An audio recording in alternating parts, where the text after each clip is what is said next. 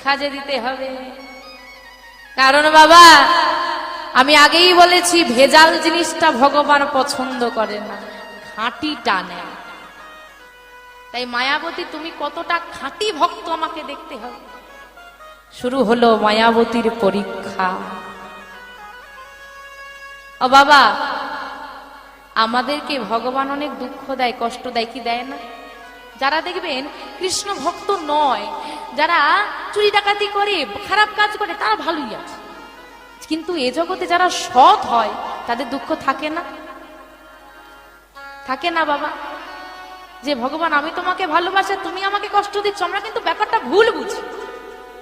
ও মা, মায়েরা বলেন, এইখানে ধরুন একটা বাচ্চা এসে খুব দুষ্টুমি করছে, মায়েরা কি করবেন? চকলেট দিয়ে ভোলাবে। কিন্তু যদি নিজের ছেলেটাই দুষ্টুমি করে কি করবে?